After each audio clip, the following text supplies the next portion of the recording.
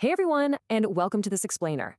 Today we're decoding the hidden mechanics of the spiritual realm, drawing straight from Chapter 1 of our source text, The Secret World of Religion, which was originally dated February 2nd, 2020. Get ready because we're about to pull back the curtain on the reality we see every single day. We've all seen ghosts in Hollywood horror movies, right? But what if pop culture's entire depiction of spirits is just completely wrong? Okay, let's dive into this and uncover what the source material actually reveals about the true nature of the spirit world. Section 1. The Spirit World Science Cannot Explain. Our source makes a super interesting point right out of the gate. Modern materialistic science is fundamentally unequipped to grasp spiritual truths. In fact, the text argues that if your head is filled only with materialistic values, it basically acts as a mountain of junk. Even if you experience something genuinely spiritual, your very first instinct is going to be to completely deny it just to protect your familiar, everyday worldview. Moving on to Section 2, Movie Ghosts versus Real Spirits. Think about how absolutely wild Western movie ghosts are when you break it down. I mean, they walk upside down on ceilings, they leave muddy footprints, and they drag their physical feet around like zombies. The source points out that real spirits don't have physical bodies at all. They aren't bound by gravity, instead they float seamlessly through the air as hitodama, these glowing orbs or balls of light. The text shares this chilling but honestly fascinating anecdote. About a week before an older man passed away, his neighbors actually saw these glowing orbs floating in and out of his roof. The source explains that this was the man's soul, essentially practicing leaving his physical body. The spirit itself didn't even realize it was dying.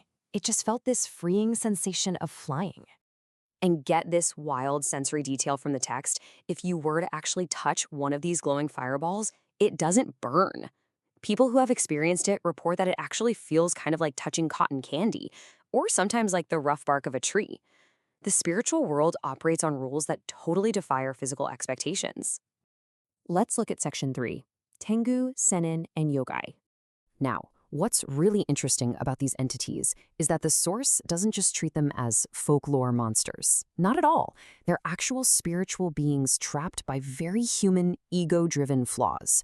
You've got Tengu, who desperately crave power and fame, Sennin, who are completely obsessed with technology and technique, and Yukai, who basically delight in trickery and deception. They are all just manifestations of selfish desires. Take the Tengu, for example. Their energy is fueled by this massive obsession.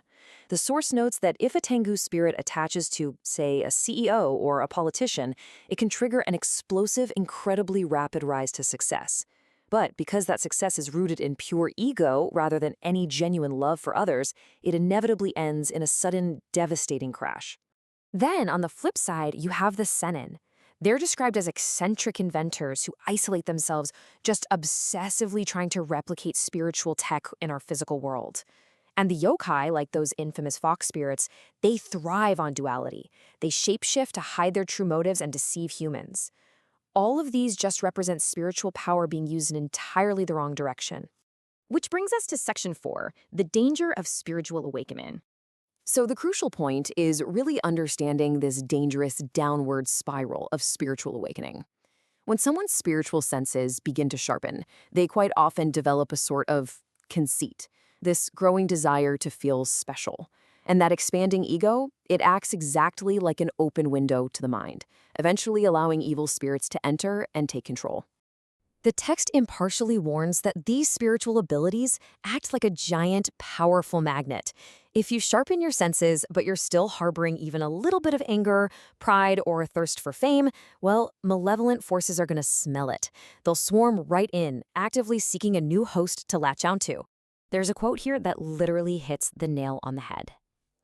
Opening up spiritually with a proud heart is like leaving the windows of your house wide open for thieves. And, once that window is open and negative entities slip inside, trying to force them out on your own is incredibly difficult. And that leads us perfectly into Section 5, Humility to Protect Oneself. Okay, so how do we actually protect ourselves? The source points to deep humility, absolute sincerity, grounded effort, and having a solid foundation in Orthodox faith. And this brilliantly illustrates that you don't need special magic or elaborate rituals at all. Simple, honest, human goodness is literally the ultimate shield against negative spirits. But it means we have to actively police our own minds.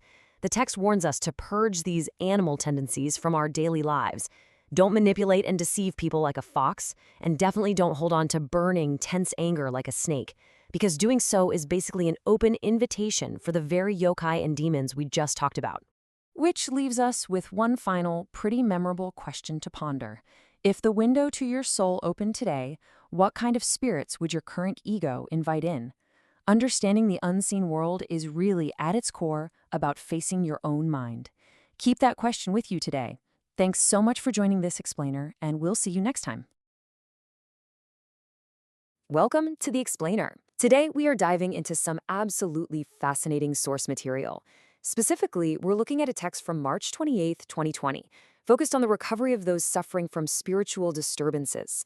We're going to explore a highly unconventional framework for understanding modern stress, illness, and burnout. It's a perspective that blends the hard, physical realities of our daily grind with an entirely unseen spiritual dimension. Whether you're a total skeptic or a dedicated spiritual seeker, this material offers a really unique lens through which to view human pressure. So let's dive right into this. I want you to think for a second about that completely universal experience of just hitting a wall. Why do we physically and mentally break down when we push past our limits? We usually blame a lack of sleep, right? Or overwork, or maybe just plain bad luck. But what if the collapse wasn't just a mechanical failure of the body or the brain? What if extreme pressure actually opened a door to something else entirely? Here is our roadmap for today's explainer. Number 1, invisible influences. Number 2, the law of same wavelengths. Number 3, illness and spirits. Number 4, causes of disturbance. And finally, number 5, intellect and reason. All right, let's jump straight into section 1, invisible influences and the unseen world. The whole core premise of this source material is that human beings do not exist in a vacuum. We aren't just biological machines walking around. According to the text, our physical bodies are inextricably linked to a spiritual dimension. And this unseen world isn't, tucked away somewhere far off in the clouds. It constantly interacts with us, overlapping right on top of our daily reality. We're perpetually giving off and receiving unseen spiritual influences. But notice how this esoteric theory is actually grounded in really everyday experiences. Think about the standard symptoms of burnout for a minute: unexplained fatigue, sudden emotional volatility, or just random physical breakdowns. While modern medicine views these purely mechanically, the source views them as potential indicators of deeper, unseen spiritual interactions. Basically, when you are overwhelmed, you might actually be carrying a lot more than just your own mental baggage. Moving on to section 2, the law of same wavelengths and the mind's frequency. The source introduces a major esoteric principle here, called the law of same wavelengths, or Hachu Dotsu no Hosoku. Neutrally defined, this is the idea that a person's psychological state acts like a literal magnet. It attracts spiritual influences of a matching frequency. You draw in exactly what you put out. If your mind is peaceful, you attract peaceful influences. But if you are highly stressed or panicked, well, the exact opposite occurs. Think of your mind like a giant radio dial. You are constantly broadcasting and you're constantly receiving. If you tune your dial to negative frequencies, like intense fear, deep anger, or unbearable stress, you invite matching negative spiritual broadcasts to tune right into you. You literally become a magnet for unseen negativity that perfectly shares your current state of mind. Which brings us to section 3, illness and spiritual connections, looking through a very different lens. Now, impartially reporting what the source says here, the text makes a really striking claim. While the physical view of illness focuses purely on viruses and bacteria, the spiritual view presented in this source suggests something way more complex. It actually claims that illnesses, and it specifically mentions phenomena like COVID-19 and influenza, might involve spiritual possession. The text points to impure spirits, or even animal spirits, which it says are entities derived from a person's personality in their past life, literally latching onto the living. So, the crucial takeaway here is captured perfectly in this quote. Even viruses can act as a collective spirit, latching onto those with matching negative frequencies. The source is suggesting that giving in to intense panic or negativity literally lowers your spiritual immunity. When your radio dial is tuned to fear, these disease-causing collective spirits find an open door, attaching to you, simply because your wavelengths match. All right, let's look at section 4, causes of spiritual disturbances and what actually triggers them. The text uses a very specific term for this phenomenon, Ratio, or spiritual disturbance. It's defined as negative interference caused by attracting harmful spirits. But the absolutely key takeaway here is that ratio is not random. You don't just catch it out of nowhere like a cold. It is directly 100% linked to your own mental habits and psychological vulnerabilities. The source outlines 3 primary triggers for this disturbance. Number 1 is exceeding your capacity, specifically that intense desire to just escape unbearable pressure when you've taken on way more than you can handle. Number 2 is perfectionism. Holding yourself to an impossible standard creates this rigid mindset that just shatters under stress. And number 3 is extreme emotional swings, oscillating between intense highs and deep, depressive lows. These vulnerabilities are what throw the mind's frequency into total chaos. And that leads us to our final section, number 5, defense via intellect and reason, which is the grounded solution. Now, here is where the source completely flips the script on us. You might expect the cure for a spiritual disturbance to be some elaborate, mystical spiritual ritual, right? But the text argues the exact opposite. The antidote to spiritual vulnerability, like perfectionism and the desperate urge to escape pressure, isn't more spirituality. It's actually a heavy reliance on intellect, reason, and grounded, mundane, everyday effort. The source lays out this really clear step-by-step recovery process to close what it calls the open windows of the mind. Step 1, recognize the pressure. You have to actively acknowledge that you are exceeding your capacity. Step 2, break tasks into small, manageable pieces. Stop trying to do the whole shebang all at once. And step 3, apply intellect and reason to view your situation totally objectively, intentionally stripping away the emotional panic. There's actually a really strong warning in the text here, highlighted by this quote: "Spiritual sensitivity without intellectual grounding is dangerous.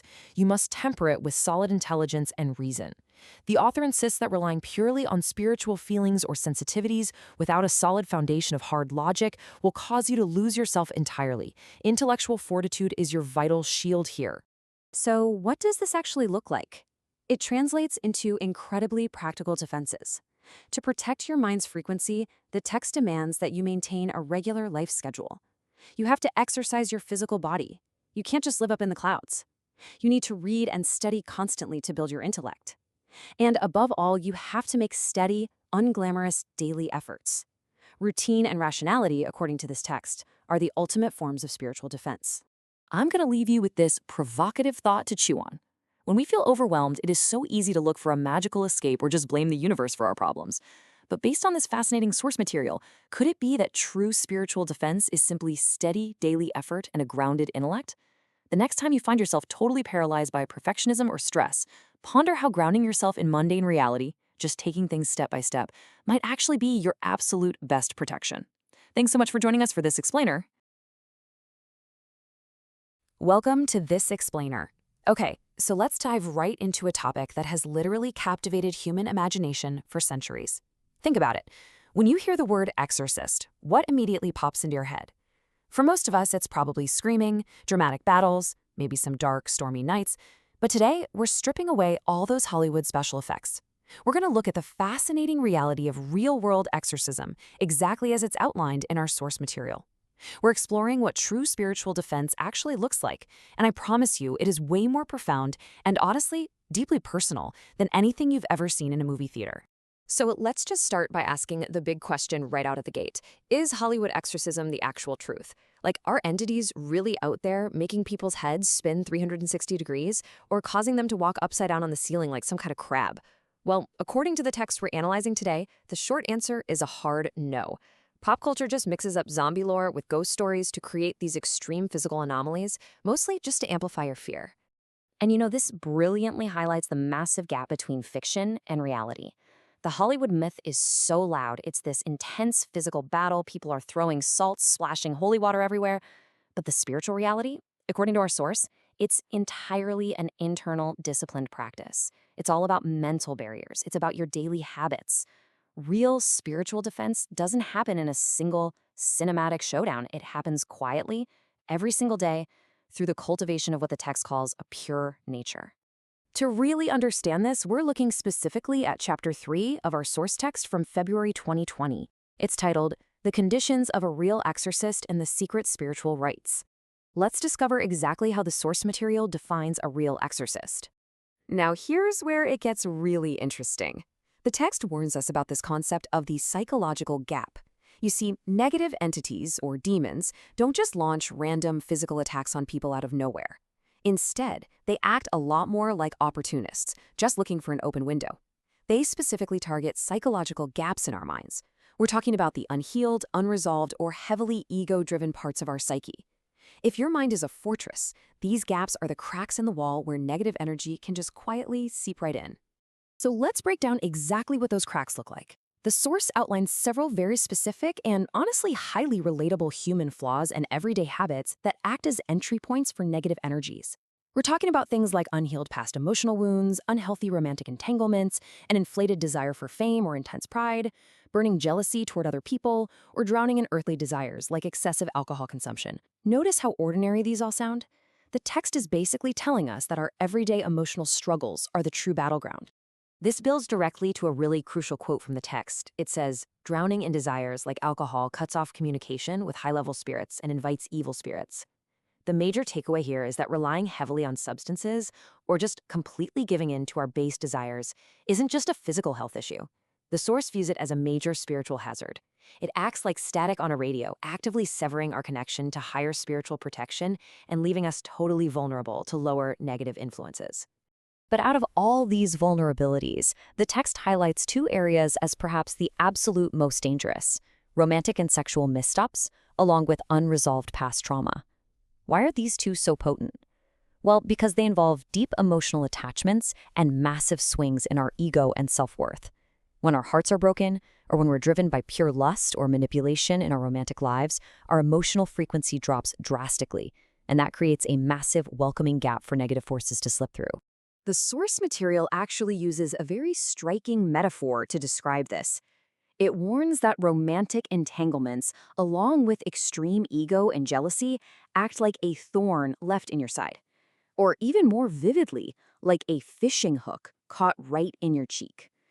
Even if you think you've moved on from a past toxic relationship or some past failure, if you haven't truly reflected on it and healed from it, that hook is still there. And negative spirits can easily grab onto that hook and just pull you right back into the darkness. So what it all comes down to is emotional regulation. When individuals fail to regulate their desires and emotions, especially regarding opposite-sex relationships, they inadvertently open a direct path for entities to exploit their psychological history. The text states that a true exorcist must practice the utmost self-control. It's not about totally denying human nature, right? It's more about not letting your base desires pilot the ship. Because the moment you lose control of your desires, you essentially lose your spiritual defense. Okay, but enough about the vulnerabilities. Let's pivot to the solution. If our human flaws are the core problem, what is the ultimate arsenal of a real exorcist? Well, according to the text, it's not some magical weapon. Actually, scratch that. It's the complete opposite of a magical weapon. It is everyday tolerance and compassion. And I find this incredibly inspiring because it puts all the power right back into our own hands. The ability to repel negativity doesn't come from a special ritual. It comes from how much kindness, patience, and understanding we can genuinely cultivate in our daily interactions. And that brings us to how the text defines true spiritual power. It defines it not as cinematic magic, but as literal light energy. This light energy is emitted from the hands, the heart, and through your words. But here's the catch. You absolutely cannot fake this. This energy is only generated by a consistent, daily practice of tolerance and compassion. A person who lives with a calm, well-regulated mind and a deeply compassionate heart naturally emits this powerful spiritual light. And it's a light that negative entities simply cannot stand to be around. Let's look at the step-by-step roadmap the text lays out for us. I want you to think of yourself as the hero of this internal journey. Step 1, you must continuously refine a pure nature daily, which basically means honest self-reflection. Step 2, actively cultivate deep tolerance and compassion for the people around you. And step 3, when a crisis or negative attack actually happens because you've done the daily work, you'll naturally emit light energy from your heart and your words to repel that darkness. You have to conquer your internal vulnerabilities first so you can defeat the external negativity second. Now, we're reaching the climax of this explainer. You might be wondering, what about all those physical items people use for protection? In so many cultures, throwing salt or creating little piles of salt at a doorway is a super common superstition to ward off evil. But the text draws a massive contrast right here. It completely elevates true spiritual defense way, way over these physical protective superstitions. In fact, the text directly addresses the practice of using physical salt, which is known in Japan as mori-jio. Now, while people might find some psychological comfort in it, the text argues that against truly strong negative spirits, physical salt is practically useless. The true power, the actual barrier that gets the job done, flows from a spiritually refined person. It's the light emitted from the palms of the hands and the heart of someone who is deeply connected to their faith and higher teachings. So let's summarize this core argument clearly. Physical illusions mean relying on physical salt or superstitious items. It's basically an external crutch. The ultimate defense, however, is a mental barrier built on strong, unwavering faith and moral purity. The source material is crystal clear on this. Physical items are fundamentally less important and far less effective than the impenetrable mental and spiritual barrier you build yourself through your own daily ethical and spiritual refinement. Which leaves us with a final, slightly provocative thought for you to reflect on today based on our explainer of this text. Is your inner barrier built on a pure nature, or are you just relying on physical illusions? Are you doing the quiet, everyday work of healing your past, regulating your ego, and practicing true compassion? Because if we really take the lessons from this source material to heart, becoming a true exorcist of the negativity in your own life isn't about learning some magic spell. It's about having the courage to look inward and polish your own soul every single day. Thanks for exploring this fascinating text with me, and we'll catch you on the next one. Hello everyone and welcome to this explainer. I am absolutely thrilled to have you here today. If you're a focused learner looking to completely demystify the spiritual realm and honestly figure out the ultimate defense against unseen threats, you are exactly in the right place. We're going to see how this spiritual defense doesn't just protect against negative energies, but actually helps repel physical illnesses too. Today, we're pulling right from Chapter 4 of our source material, which was originally delivered on October 4th, 2020, and we're going to break this whole thing down logically, step by step. But first, I've got a quick question for you. Think about literally everything you've ever learned from horror movies. You know, the spooky sound effects, the poltergeist throwing things, those terrifying physical encounters. What if I told you that almost all of it is completely backwards? Okay, let's dive into this. The source text vigorously debunks the whole Hollywood myth of the physical ghost. You know the tropes, right?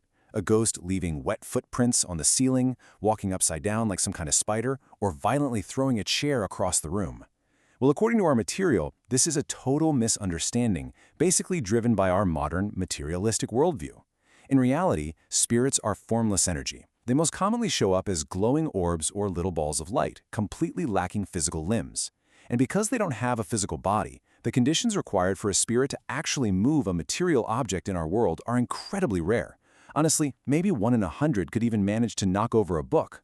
Our science has trained us to look for hard material proof, which has actually, ironically, blinded us to how real spiritual mechanics operate. So, here is our roadmap for today. We'll start with Hollywood's misunderstanding, then move to real spirit structure, look at awakening and demon trials, explore how an aura repels illness, and finally wrap up with altruism as defense. Okay, Section 1, Hollywood's misunderstanding. Let's unlearn some fiction. Now, what's really interesting about this slide is that the texts make a powerful, kind of provocative argument. Modern academic knowledge, which is so deeply rooted in materialism, isn't just powerless to explain spiritual truth, it can actually be harmful. Think about it. When we only believe in what we can touch and measure, our own minds act as a barrier. We end up either completely denying any spiritual experience we have, or we distort it into something out of a zombie movie. When we let purely material science dictate our understanding of the unseen, we're basically locking ourselves out of understanding the true nature of reality. Moving on to Section 2, Real Spirit Structure. We're going way beyond scary monsters here. Rather than literal demons holding pitchforks, the sources categorize these entities as beings that are essentially trapped by specific earthly desires. First up, we have the Tengu. These entities are driven by immense pride, ambition, and this massive thirst for power. They'll actually often help people achieve rapid success in business or politics, but because that success lacks genuine love, it almost always ends in a sudden, catastrophic fall. Then we have the Senin. You can kind of think of them as the obsessive tech nerds of the spirit world. They are highly skilled, intensely focused on their craft, but they're completely isolated and totally lack social connection. Finally, the yokai. These are your tricksters, driven entirely by deceit. Their absolute biggest fear is having their true, often animalistic nature exposed to the light. Do you notice the pattern here? None of these beings are enlightened. They operate entirely on self-interest and unrefined ego. And guys, this is exactly where the danger lies. If you try to force open your spiritual window just out of a desire for special powers or without a solid foundation of deep humility, you act as a literal magnet for those exact ego-driven entities. The text emphasizes that the absolute best shields you have when exploring the unseen are just rationality and common sense. If a voice in your head tells you you're the chosen one or encourages you to do something totally irrational, yeah, that's not enlightenment, that's a trickster. An unearned spiritual awakening without a grounded mind is incredibly dangerous. Let's look at Section 3, Awakening and Demon Trials, sort of a micro-hero's journey. The core term we need to look at here is Guma Jodo. It refers to the specific trials and demonic forces a person has to conquer right before achieving true enlightenment, just like the Buddha experienced under the Bodhi tree. And this brilliantly illustrates that these demonic trials aren't just random, meaningless horror. No, they are an absolutely necessary hurdle. It's like a final exam on the path to awakening. But you might be wondering, why do these trials even happen in the first place? Well, as your spiritual light grows, it acts like a beacon in the dark, and that attracts attention. But these forces can't just attack you out of nowhere. They need a hook. Unresolved past traumas act as thorns in your mind that negative entities can latch right onto. Arrogance, anger, or just a desperate desire to be special creates this negative frequency that they tune into perfectly. So defeating them doesn't require some magic spell. It requires rigorous, grounded self-assessment.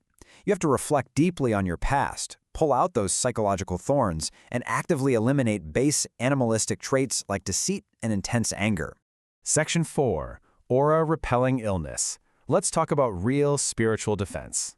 The source material offers this brilliant, super vivid analogy. Viruses are on the level of plankton, while humans are like whales. When you put it into that perspective, a whale cannot be defeated by plankton. But there is a catch. The text explains that we only become vulnerable when fear and panic take over our minds. Fear drastically lowers our spiritual immunity. When we panic, our energetic frequency drops, and we essentially just open the front door and invite the illness right inside. Let's move to how this builds into a practical defense method. The text outlines a specific way to repel these microscopic threats. Step 1. You absolutely must cultivate profound inner harmony. Step 2. Actively banish fear, anxiety, and those heavy negative emotions from your mind. When you manage to do this, you achieve Step 3. You actually generate a subtle spiritual and physical aura, it's called a goko, or halo, that radiates a few centimeters from your body. This aura acts as an impenetrable shield. A virus, being a super low-level entity, simply cannot attach to or penetrate a body that's radiating this high frequency of harmony and light. And finally, Section 5, Altruism as Defense, the Ultimate Shield. The source material draws a very, very clear line between the mindset that leads to suffering, or hell, and the mindset that leads to heaven. The hell mindset is totally defined by blaming your environment, blaming other people for your misfortune, and just dwelling in anger and self-pity. The heaven mindset, on the other hand, is rooted in recognizing yourself and others as children of God or Buddha, living with profound gratitude and dedicating your life to making others happy. So the crucial point is that your spiritual destination and your spiritual defense right now in the present moment is dictated entirely by taking personal responsibility and choosing love. Which brings us to the true essence of Guma, the act of conquering demons. Now, the sources do note that aliens and vast cosmic spirit worlds are very real facts of our universe. But defeating darkness isn't about epic magical space battles. True Guma is intensely practical. It happens when you absolutely refuse to blame others for your problems, and when you recognize the divine light in everyone around you. The ultimate spiritual armor isn't a spell, it is a life dedicated to altruism. By striving every single day to leave the world a little more beautiful than you found it, you naturally repel any dark force or illness that tries to attach to you. I want to leave you with this final kind of provocative thought. Look at your own daily actions, your thoughts, how you treat the people around you. Are you emitting an aura that repels negativity and actually brightens the world? Or are you letting in the plankton of fear and blame? The power to control your spiritual and physical health is entirely in your hands, built step by step through love, rationality, and inner harmony. Thank you so much for joining me on this explainer today. Keep learning, keep shining that light, and I will see you next time. Welcome to today's Explainer. Right now, we're diving into a fascinating set of source materials based on a concept called creation from faith, which was originally presented back on July 12, 2020. In a time of extreme global anxiety, it's just natural human instinct to panic, right? But the texts we're unpacking today offer a radically different blueprint. They're challenging us to step out of this age of fear and completely rethink our fundamental understanding of life, society, and really reality itself. And that brings us to a really pivotal question. One we kind of have to ask ourselves when we're just constantly bombarded by terrifying news. In an era of endless global crises, what does it mean to truly be saved? What does salvation actually mean today? Is it just, making it through the week? Simply avoiding illness or financial ruin? Well, the source material asks us to pause and deeply reflect on that. Because if our definition of being saved is only skin deep, then our peace of mind is always going to be at the mercy of the next headline. But to really grasp the profound answer these texts provide, we first have to zoom out and look at the sheer scale of the challenges we're facing. We are facing some overwhelming global shocks, and the source material highlights a few staggering examples to really ground this point. Think about the intense worldwide spread of the COVID-19 pandemic, right alongside severe natural disasters, like the heavy rains in Kumamoto, Japan, which caused unbelievable 9-meter floods. That's literally more like an ocean than a river flood. And at the exact same time, over in Kenya, you had these massive plagues of desert locusts flying up to 150 kilometers a day and just devouring crops, which threatened massive global food shortages. When you look at that sheer, overwhelming scale, panic seems completely justified. No way around it, right? But the text argues the exact opposite. In fact, Chapter 5 of our source material presents this incredibly bold counter-narrative. It essentially says, look, while we definitely need to acknowledge the realities of these crises, there is no need to fear things like the coronavirus to that extent. We absolutely cannot let tarot dictate our actions or conquer our inner world. Why? Because when fear takes the wheel, the text argues, we lose sight of our actual purpose. Which leads us perfectly into our next core question. What is true salvation? So if we aren't supposed to just live in fear, the text asks us to completely rethink what being saved actually looks like. It draws a super sharp contrast here. On one hand, you have the material view, which is basically how modern society operates. The ultimate goal is just surviving this world in your physical body. But it contrasts this with a spiritual view. This perspective argues that simply surviving just isn't enough, especially if you're compromising your soul in the process. True salvation, according to the source, is living a life that allows you to correctly return to heaven when your time on earth is done. And the text is surprisingly blunt about our ultimate fear, which is, of course, death. It clearly states, dying itself is not a misfortune. Death is just a guaranteed part of the human experience for all of us. But, and this is a big but, dying without accomplishing anything or making others unhappy, now that is the true misfortune. It's a massive paradigm shift. To help us wrap our heads around this, the source material lays out a very specific spiritual reality. It posits that we are not just meat and bones, we are spiritual beings with eternal souls, literally sparks of divine light sent to earth. And this physical world we're living in, it's just a temporary training ground. It's a place to learn, grow, and overcome challenges, like those exact crises we talked about earlier. So within this framework, true salvation happens when we successfully graduate from this earthly school and return to the heavenly realm. To show that this spiritual power is actually real and tangible, we look at an incredible event, the miracle in Uganda. The source material shares a truly awe-inspiring account of a modern-day resurrection. According to the text, in a rural Ugandan village, a young child passed away and was actually pronounced medically dead. But the child's father just refused to give in to despair. Instead, he continuously prayed, specifically reciting a prayer called the Shoshin Hogo, or the Dharma of the right mind, for 45 unbroken minutes. And the result?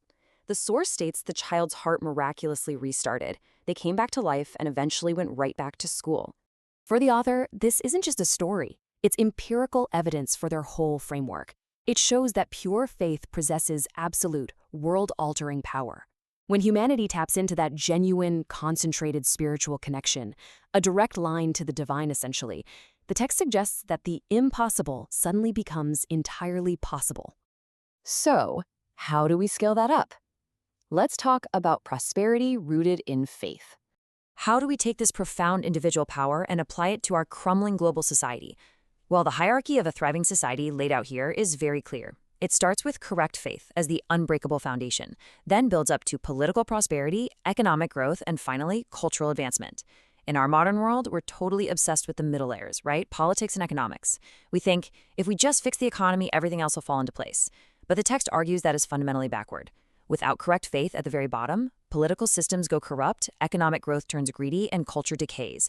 You absolutely cannot skip that foundation. Now, the source definitely acknowledges that avoiding economic panic and restoring a working system during a crisis is crucial. People need to make a living, for sure, but it sharply criticizes the modern approach that just asks, is this profitable? Without ever stopping to ask, is this ethically right? Economics, according to this worldview, has to be guided by that spiritual bedrock we were just talking about. Otherwise, it's just a hollow pursuit of profit. And it's fascinating how the author connects these dots to our political systems, too. I mean, why should democracy even work? Why trust the masses? The source material suggests that democracy is only valid if we look at it through a spiritual lens. It argues that democracy works because we recognize that each person has the seed of the divine within them, a real capacity for ultimate good and enlightenment. If you have that baseline spiritual respect for human dignity, trusting the collective voice makes perfect sense. Without it, the text argues democracy just devolves right into mob rule. All of this brings us to a very personal takeaway: fulfilling your life's mission. Because according to this spiritual framework, this matters to you sitting here right now. The text argues that you did not incarnate on Earth during this chaotic time by accident. Not at all. It encourages readers to believe that you were born into this exact era to build a utopia. You are here with a specific mission to bring light and hope to a struggling world. You aren't meant to just be a victim of circumstance, trapped by pandemics and natural disasters. You're here to help construct an ideal society precisely because the current world is so flawed and in need of spiritual correction. The source material we've explored today offers such a powerful challenge. It's asking us to look past the fear, to recognize our own divine spark, and to realize that all the chaos around us, it's actually an invitation to act. It's a call to anchor ourselves in faith and get to work. No matter the era, you have a mission. So I want to leave you with this final provocative thought. When you look at the world tomorrow, will you see a reason to hide, or how will you let faith guide your mission today?